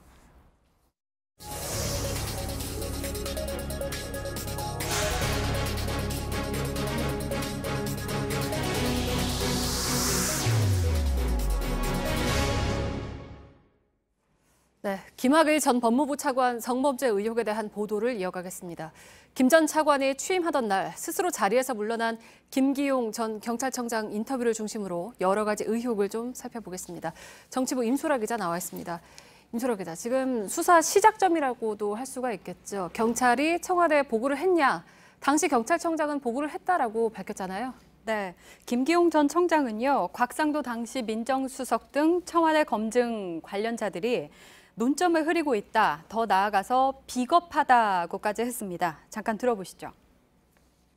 김학의 차관 후보자가 이런 문제가 있다라고 보고를 했으면 그걸로 경찰은 몫을 다 한 거예요. 경찰이 수사를 안 하면은 그럼 임명하고 수사하면은 임명 안 할 건가요? 네, 그러니까 김기용 청장은 당시에 사퇴한 배경을 놓고도 좀 말이 많았잖아요. 지금 와서 보면 김학의 전 차관이 취임하던 바로 그날 이제 물러난 건데 여기에 대해서는 뭐라고 합니까? 네, 저도 김학의 전 차관과 관련이 있느냐에 대해서 제가 물어봤습니다. 네. 김기용 전 청장은 그에 대해선 알고 싶지도 않고 아는 게 없다면서도 자신의 경제 배경이 박근혜 전 대통령의 뜻이었다는 점에 대해서는 분명히 밝혔습니다. 이것도 들어보시죠. 정부를 위해서 일을 하는 고위 관료로서 정부의 행정부의 수반이 이제 뭐 당신하고는 더 이상 일을 하지 않는 게 좋겠다 이렇게 생각을 하고 있다는데 거기다 대놓고 뭐 내가 어떤 조직을 이끌면서 내가 계속 주장하면 조직에 피해가 올 텐데. 박근혜 전 대통령의 공약사항이 그 경찰청장의 임기 보장이었는데 네. 이게 갑자기 뒤바뀌었다는 내용도 설명을 했습니다. 이어서 들어보시죠. 저한테 그 메신저가 있었고 직접적으로 이제 제가 그 또 다른 경로를 통해서 확인해 보니까 그게 뭐 그 박근혜 대통령이 임기를 보장한다고 약속을 하고 공약을 하셨지만 뭐 지금 상황이 이러니까 이렇다 좀 해서 그냥 알았다 뭐. 네, 그러니까 들으신 것처럼 이 사퇴 압력이 있었다 이런 부분에 대해서는 분명히 한 겁니다. 네, 그러니까 그 사퇴 압박이 언제 있었냐 이것도 굉장히 중요할 것 같은데 언제라고 기억을 하고 있었죠? 그 시점을 기억하고 있었는데요. 이 부분도 직접 들어보겠습니다. 네. 13일에 차관 발표가 났고요. 청장님이 15일에 그 사퇴하신 거잖아요. 13, 네. 14, 15. 그러면은 뭐 15일 몇 전에 이미 확인을 받으신 건가요? 뭐 그 부분은 뭐 확인해 드릴 수 있겠습니다. 그건 그 사이는 맞아요. 그리고 저희 보도를 보시면 김학의 전 차관 성범죄 의혹과 관련해서 경찰이 청와대에 최초 보고를 한 것이 네. 2013년 3월 5일입니다. 그리고 15일에 취임을 하고요. 그리고 그에 앞서 13일에 김 전 차관 내정 발표가 있습니다. 그리고 13일과 15일 사이에 청와대의 메시지를 김기용 전 청장이 전해 들었다는 겁니다. 네. 그리고 김 청장은 15일에 물러나게 됩니다. 네, 지금 보면 여러 정황으로 봤을 때 김학의 전 차관 건하고 이 사퇴 압박이 좀 연관이 있는 걸로 보이는데 뭐 정확하게 관련이 있는지는 앞으로 검찰 수사에서 밝혀져야겠죠. 네, 그렇습니다. 박근혜 전 대통령이 김학의 전 차관 문제와 관련해서 김기용 전 청장에 대한 경질 메시지를 내렸는지 여부에 대해서는 앞으로 수사 과정에서 밝혀져야 할 것으로 판단이 됩니다. 네, 근데 이제 당시 박근혜 전 대통령의 최측근도 우리가 취재를 한 게 있다면서요? 네, 그렇습니다. 이 관계자는 검증 과정에서요, 풍문은 있지만 사실 확인은 안 된다 이런 식의 보고가 올라오면 확인이 안 됐기 때문에 의미는 없는 보고였다라는 언급을 했습니다. 네, 그러면 최측근이라고 하면 이른바 문고리 3인방 중에 한 명입니까? 이 관계자가요, 저희에게 실명을 밝히긴 좀 힘들다라는 네. 입장을 전해왔기 때문에 네. 제가 여기서 구체적인 신원을 밝히지는 어려울 것 같습니다. 그런데 이 관계자는 지금은 민주당 의원인 조응천 당시 공직기관 비서관에 대해서 강하게 비판을 하기도 했는데요. 네. 조 의원이 조사를 받을 수 있으니까 빠져나가려고 이런저런 이야기를 한다라고 주장했습니다. 네, 근데 뭐 지금 한국당도 조응천 의원을 수사 대상에 포함시켜야 한다라고 이야기를 하고 있잖아요. 예, 그렇습니다. 당시 인사 검증 업무는 민정수석실에서 이루어졌고요. 곽상도 당시 민정수석 아래에 조응천 공직기강 비서관, 그러니까 현재 민주당 의원인 조 의원이 검증 작업을 담당했습니다. 이런 상황에서 곽상도 당시 수석, 그리고 조응천 당시 비서관, 또 경찰 측의 입장이 크게 엇갈리고 있습니다. 때문에 진상규명 과정에서 조 의원도 조사선상에 오를 가능성이 제기됩니다. 네, 임소라 기자였습니다.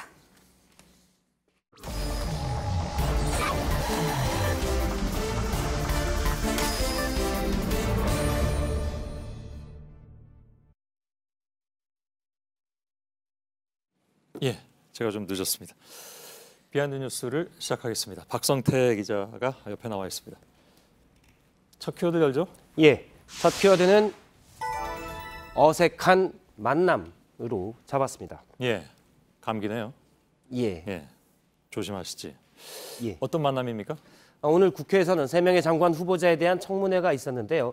특히 페이스북 등 소셜미디어에 막말을 올렸던 김현철 통일부 장관 후보자에 대한 비판과 지적이 좀 많았습니다. 예. 그런데 김현철 장관 후보자 청문회 청문위원 중에 한 사람은 한때 김 후보자가 막말을 했던 그 대상인 민주당의 추미애 의원이 있어서 좀 눈길을 끌었는데요. 추미애 의원의 질문과 김 후보자의 대답이 약간 어색했습니다. 일단 질문을 잠깐 보겠습니다. 예. 개인 입장에서 후보자의 언어적 표현에 대해서 문제 삼고 싶은 마음이 있는 사람은 아니에요. 진진 갈등을 자꾸 촉발하는 그런 언어적 표현에 대해서 굉장히 이해해야 되겠죠. 예. 제가 마음에 담아두고 있진 않는데 표현을 너무 그렇게 하면 장관 후보자로서 내부의 갈등을 불러일으키시다라는 지적이 있었습니다. 추미애 의원의 표정도 굳어 있었고요. 김현철 장관 후보자도 약간 눈치 보는 듯한 분위기였고 오늘 청문회 과정에서는 일어나서 추 의원에게 사과를 하기도 했었습니다. 김현철 후보자는 한때 페이스북에 추미애 당대표 시절인데요. 추미애 의원이 당대표 시절인데 완전 좀비다. 당대표가 좀비에 물렸다라고 쓴 바가 있습니다. 예. 참 그랬겠군요 오늘 여러 가지로. 그 청문위원으로 나왔으니까 좀 난감하긴 했겠습니다. 자기가 좀비라고 했는데. 그렇습니다. 김현철 후보자에게 너무 북한 이익만 대변한 것 아니냐라는 정책적 입장을 묻는 질문도 많았지만 오늘 청문위원들은 주로 막말을 비판의 대상으로 삼았는데요. 주로 이제 김현철 후보자는 과거에 김종인 민주당 비대위원장을 대상으로는 뭐 박근혜가 씹다 버린 껌이라는 표현도 있었고요. 그리고 문재인 대통령이 당대표 시절에 쇼를 한다라고 지적을 하기도 했었습니다. 여야를 가리지 않았군요. 그래서 여야를 가리지 않고 오늘 지적을 좀 받았습니다. 그런데 김 후보자의 막말을 지적하면서 부적절한 또 표현이 나와서 눈길을 끌기도 했는데 잠깐 들어보겠습니다. 본인이 주목을 자꾸 끌어야 되는 그런 버릇 습관이 있어요. 저는 이런 걸 각광증이라고 제가 조어를 만들었는데 저는 한마디로 이 후보자의 정신 상태를 노말하다고 보지 않습니다. 각광증, 즉 각광을 받으려고 하는 증상이 있다라고 본인이 말을 만들어서 지적을 하고 그다음에 정신이 노말, 정상이 아니다라고 얘기해서 여당 의원이 이건 인신공격이다, 인권침해 소지가 있다라고 따지기도 했습니다. 자, 두 번째 키워드를 보죠. 네, 두 번째 키워드는 청문회의 낮과 밤으로 잡았습니다. 낮과 밤? 뭐가 다르다는 얘기인가요? 낮과 밤의 청문위원들의 태도가 정반대가 됐는데요. 어제 최종호 국토부 장관 후보자의 청문회는 오전 10시부터 밤 11시까지 약 13시간 정도 열렸는데 꽤 길었군요. 낮에는 청문위원들이 최 후보자의 부동산 매입에 대한 질타를 많이 했습니다. 자유한국당의 민경욱 의원의 경우 최 후보자가 탁월한 재테크 비법을 가지고 있는데 이 비법을 국민들이 전수받을 것이다라고 비꼬면서 부동산 중부처 장관이 부동산 문제로 입길에 올랐으니 자격 미달이다라고 비판을 했습니다. 신랄하게 비판했습니다. 그렇습니다. 예. 그런데 밤이 되니까 태도가 좀 달라졌는데요. 직접 들어보겠습니다. 예. 잘 알고 있는 사이인데 너무 이제 심하게 제가 질문하는 것 같아서 죄송하긴 합니다. 제 지역구인 송도 같은 경우에는 서울을 갈 수 있는 교통편이 아주 열악합니다. 이건 뭐 민원인가요? 그렇습니다. 민원성? 민원성입니다. 예. 세게 질타를 해놓고서 워싱턴 특파원 시절에 대사관에 있었기 때문에 잘 아는 사이인데 좀 미안하다 해놓고 바로 본인 지역구 관련된 민원을 넣은 겁니다. 예. 사실 민경 의원뿐만이 아닌데요. 자유한국당의 이현재 의원의 경우 낮에는 아파트를 최 후보자가 세 채를 갖고 있으니 실거주 목적이 말이 되냐라고 강하게 따졌는데 예. 밤이 되자 본인의 지역구에 광역철도를 빨리 확정시켜야 되는 것 아닙니까라고 예. 역시 민원을 넣습니다. 너무 다르네요. 그렇습니다. 홍철호 의원의 경우도 여러 가지 부동산 문제 또 세금 문제가 나오는데 자진 사퇴 의사가 있느냐라고 최종호 후보자를 따졌는데 밤에는 나하고 같은 개띠더라 그러면서 그게 뭔 상관입니까? 나이가 같다는 건데요. 예. 제가 찾아보니까 둘 다 58년 개띠였습니다. 예. 그런데 김포 본인의 지역구에 최우선적인 절대적인 과제로 광역교통망을 해달라라고 민원을 넣었습니다. 예. 그런데 이렇게 되면 그 장관 후보자로서는 이런 표현이 어떨지 모르겠지만 화장실 가서 웃었을 것 같습니다. 그렇습니다. 부적격자다 사퇴하라 해놓고 장관이 되면 이것 좀 들어달라고 했으니 앞에 한 부적격자다 사퇴하라대로 하면 들어줄 수 없는 지경이 되기 때문에 모순이 됩니다. 민주당 의원들도 지역 민원을 호소하게 되는데요.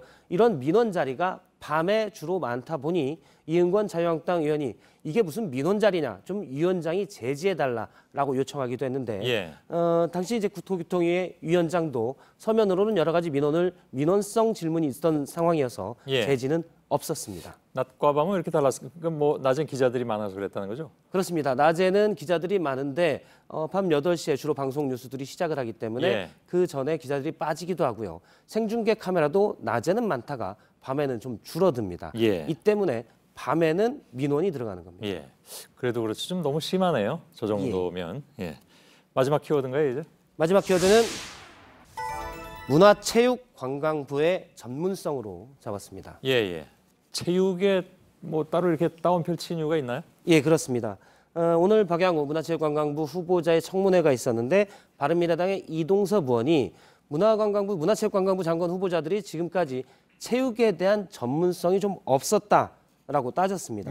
그러면서 박 후보자는 체육 전문성이 있냐라고 하니까 박 후보자가 한때 핸드볼 선수였다라고 답을 했는데 갑자기 태권도 얘기를 하면서 핸드볼 선수로서는 전문성이 염려된다라는 말을 했습니다. 직접 당시 화면을 보겠습니다. 이건 또 무슨 얘기인가요? 들어보죠.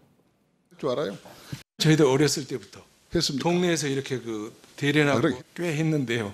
제가 했어요. 단증은 못 탔습니다. 알았습니다. 그런 전문성이 좀 염려된다는 얘기. 태권도를 안 하면 전문성이 없다는 얘기가 되나요? 이거 어떻게 해석을 해야 될지. 앞에는 핸드볼 선수였다라고 하니까 갑자기 태권도는 그럼 어떻냐라고 묻고 대련은 했는데 단증은 못 땄다고 하니까 그러면 전문성이 염려된다고 한 겁니다.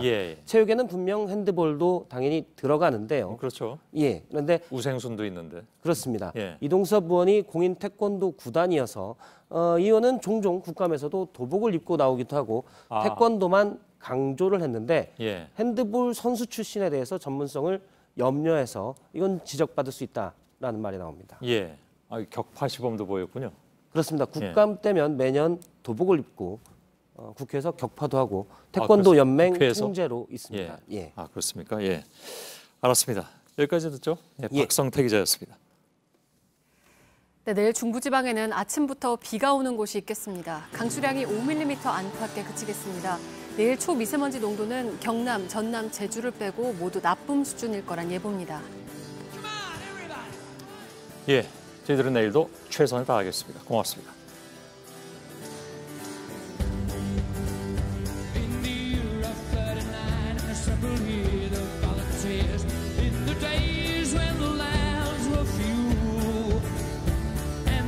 Sail